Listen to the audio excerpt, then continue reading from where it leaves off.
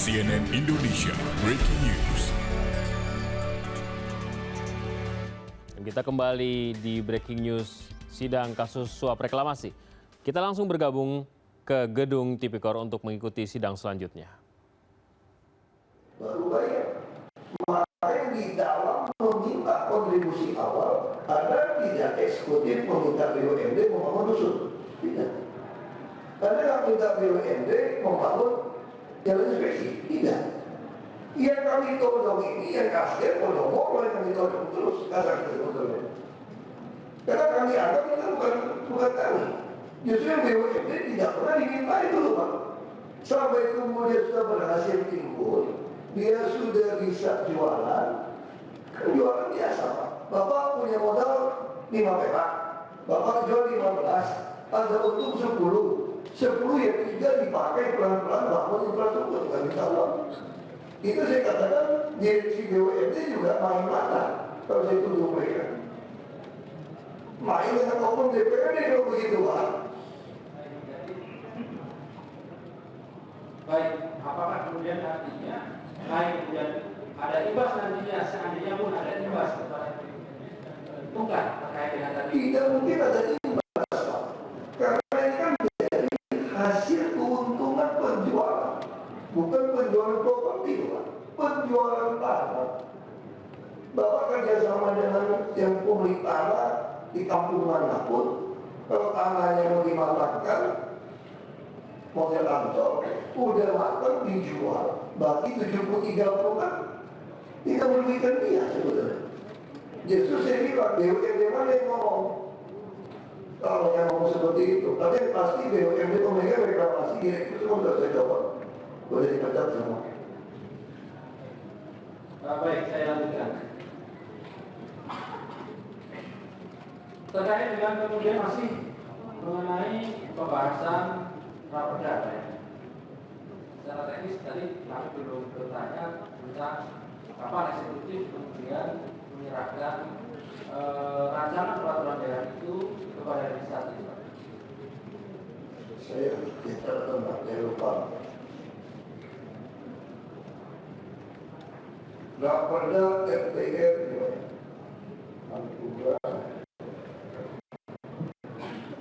23 November 2015 Pak. Jadi penyampaian raperda dengan surat gubernur tanggal 16 November 2015 perihal usul pembahasan rancangan peraturan daerah tentang rencana tata ruang kawasan strategis Pantura Jakarta. 23 November 2015. Iya. Lalu ada rapat paripurna Pak 25 November. Ada banyak ya. Tapi ada catatannya Pak. Ya, baik. Berapa kali kemudian rancangan perda yang kemudian masuk dari eksekutif ke legislatif saya ingat saudara? Dan ini perlu kami tanya juga kepada saudara terkait persidangan ini. Ada ketidaksempurnaan sebenarnya usulan raperda dari eksekutif berapa kali? Saya ingat saya pertama kali diusulkan, lalu kedua diminta ubah untuk nasi beduk itu 2 kali. Kemudian 3 kali lagi ditolak baru balik lagi. Jadi saya nggak dikontrol teknisnya. 3 kali ya saudara. Mesti tanya kepada tim. Baik. Dari ketiga kali perubahan atau 3 kali rancangan perda yang diusulkan dari eksekutif ke legislatif, seingat saudara perbedaan prinsip apa di antara perda katakanlah yang diusulkan yang diserahkan dari eksekutif ke legislatif? Prinsip yang paling utama hanya tentang 15% kewajiban itu. 15%. Baik, coba jelaskan. Yang pertama 15% tadi ada. Ada. Oke, kemudian 5% 15. Jadi yang pertama itu 5% tanah plus 15. 5%. Ya, yang kedua 5% 5%. plus pergub untuk menentukan. 15%-nya Ditentukan oleh pergub disebut tidak disebut 15. Lalu mereka nggak mau dia balikin lagi ke kami minta yang 15% hilang menggunakan 5%. yang tadi saudara bilang Masih gila. Makanya saya bilang sama Bukti, kalau begitu mereka mau ngotot seperti ini, tetap balikin 15%. itu jadi yang dimaksud adalah 3 kali tadi, yang terakhir yang 8 Maret itu tadi. Kita minta yang 8% yang terakhir. Yang terakhir tadi. Nah, udah dicantumkan di. Baik, apakah kemudian ada rancangan perda yang terakhir yang semifinal katakanlah sampai sekarang belum final, belum diketok.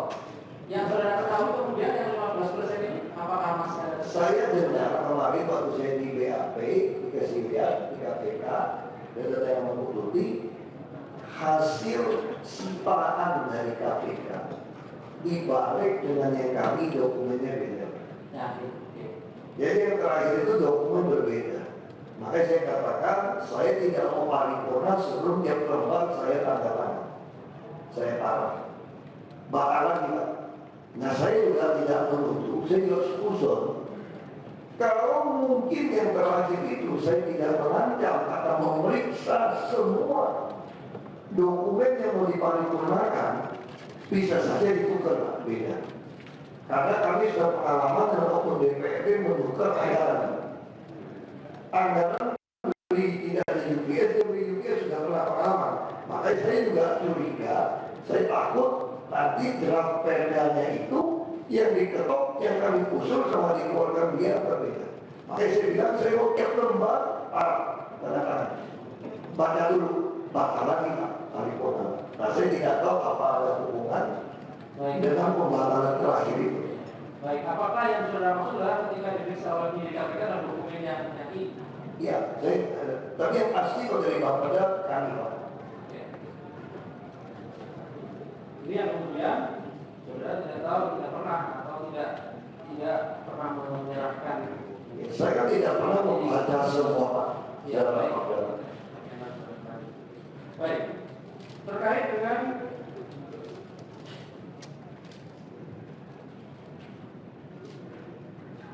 masih mengenai pembahasan perda.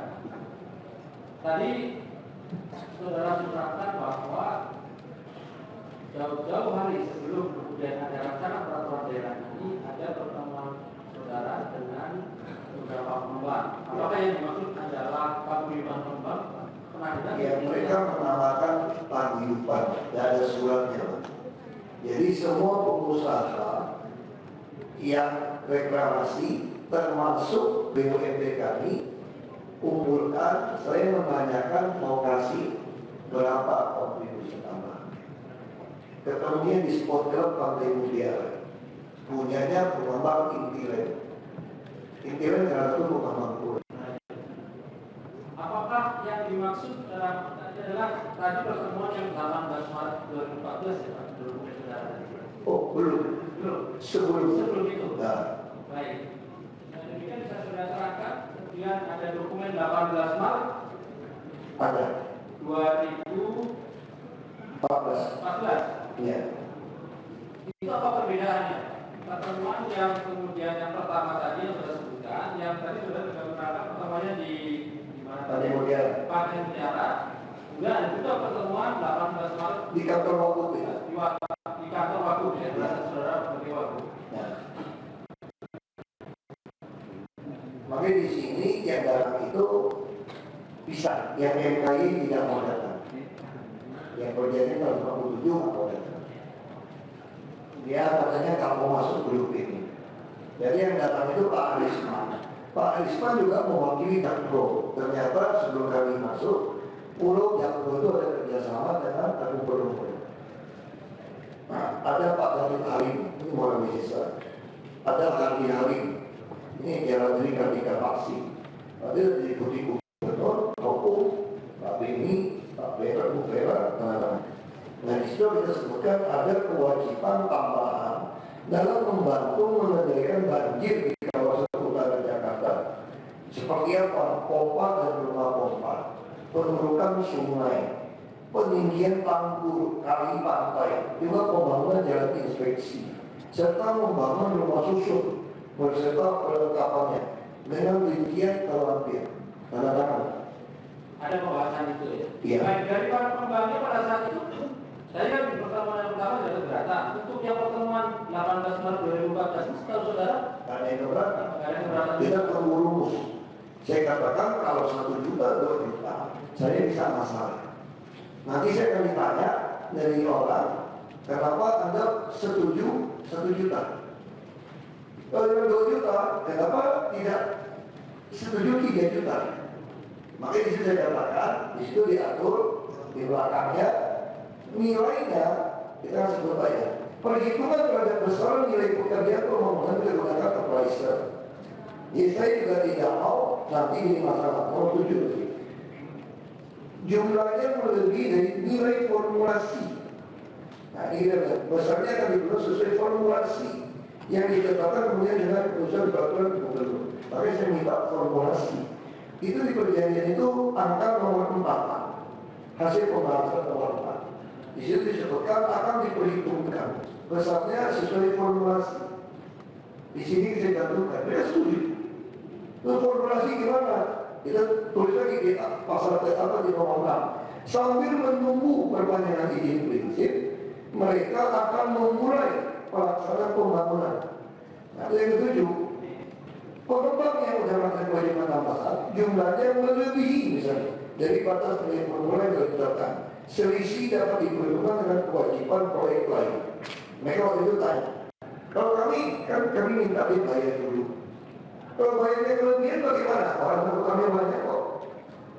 Pasti masih kurang bayar kami. Karena triliunan. Kita waktunya cuma puluhan ratusan miliar. Nah, dia setuju. Terus ada poin kesimpulan. Perhitungan terhadap besaran nilai pekerjaan, dia juga tanya, nilainya berapa? Yang tentukan siapa? Saya bilang, perhitungan terhadap nilai pekerjaan, Satuan Kerjaan SKPD menghitung ini menggunakan ada appraiser lewat mereka.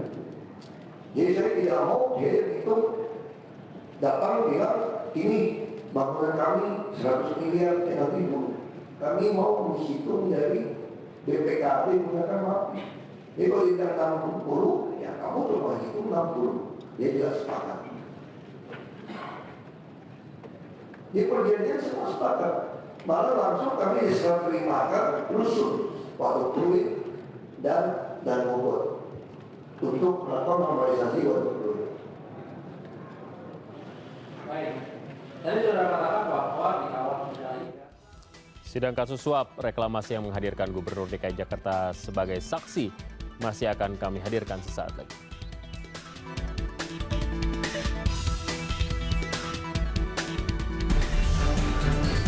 CNN Indonesia Breaking News.